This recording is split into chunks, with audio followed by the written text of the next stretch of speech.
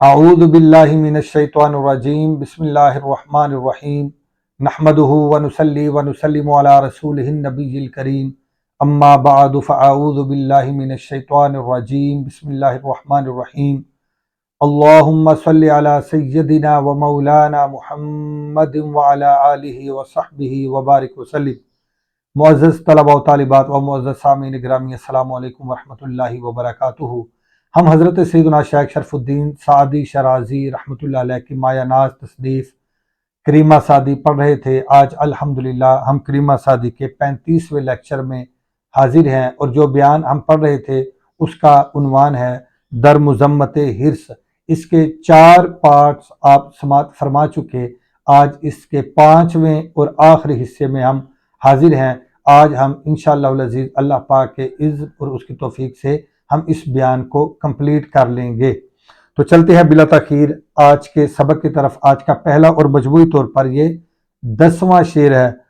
چنا گشتائی صید بہر شکار، چنا گشتائی صید بہر شکار کہ یادت نیایت ز روز شمار، کہ یادت نیایت ز روز شمار۔ حضرت سیدنا شیخ شرف الدین سعدی شرازی رحمۃ اللہ علیہ فرماتے ہیں کہ ایسے ہو گیا ہے تو شکاری، ایسے ہو گیا ہے تو شکاری شکار کے لیے، یا ایسے بن گیا ہے تو شکاری شکار کے لیے کہ یادت نہ آیت ز روز شمار، کہ تجھے آخرت کے دن کی کچھ بھی یاد نہیں آتی، کہ تجھے آخرت کے دن کی کچھ بھی یاد نہیں آتی۔ چنا گشتائی صید بہر شکار، ایسا ہو گیا ہے تو، یا ایسا بن گیا ہے تو شکاری شکار کے لیے کہ تجھے آخرت کے روز کی، قیامت کے دن کی کچھ بھی یاد نہیں آتی، آخرت کی کوئی تجھے فکر نہیں۔ تو پہلے لفظی ترجمہ دیکھ لیں، پھر ہم اس شعر کو سمجھتے ہیں اور اس کا بامحاورہ ترجمہ کرتے ہیں۔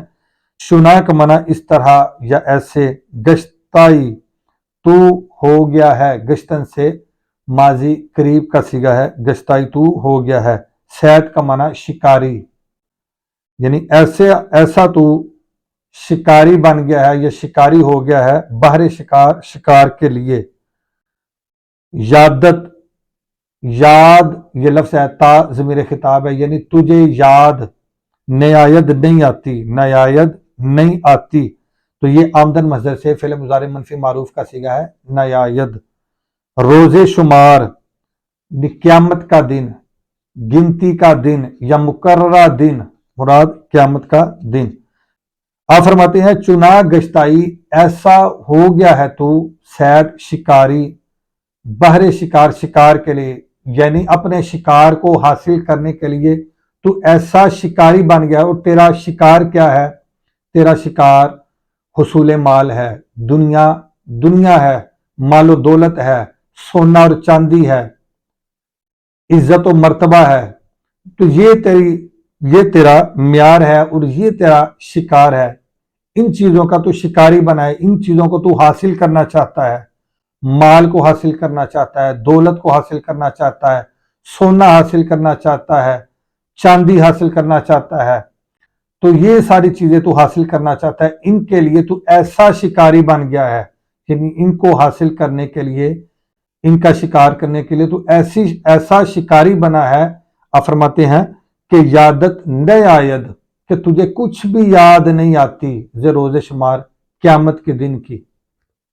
ایسا تو شکاری بن گیا ہے کہ بالکل تو آخرت کے دن کو بھول چکا ہے، تو اللہ سے غافل ہو چکا ہے، تیرا دل غافل ہو چکا ہے کہ تجھے آخرت کے دن کی کوئی فکر ہی نہیں، آخرت کے دن کی کوئی پرواہ ہی نہیں، روز قیامت اور روز حساب کا کوئی فکر ہی نہیں، اور آخرت کے لیے تیری کوئی تیاری ہی نہیں۔ ایسا تو دنیا کے مال کے حصول کے لیے غرق ہوا ہے، اور ایسا تو شکاری بنا ہے کہ تجھے قیامت کے دن کی کچھ بھی یاد نہیں آتی۔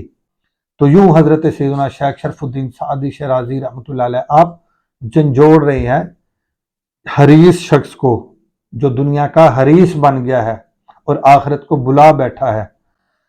دوبارہ پڑھیں اس شعر کو۔ چنا گشتائی ایسے ہو گیا ہے تو، ایسے بن گیا ہے تو، صید شکاری بہر شکار، شکار کے لیے، اور یہاں شکار سے مراد مال و دولت ہے، دنیا ہے، سونا چاندی ہے، حصول دنیا ہے، یعنی تو حصول دنیا کا ایسا شکاری بنا ہے کہ یادت کہ تجھے کچھ بھی یاد نہایت نہیں آتی ز روز شمار، اس گنتی والے اس مقررہ دن کی، یعنی قیامت والے دن کی کچھ بھی تجھے یاد نہیں آتی۔ تو چلتے ہیں آج کے دوسرے اور مجموعی طور پر 11واں اور اس بیان کا آخری شعر ہے۔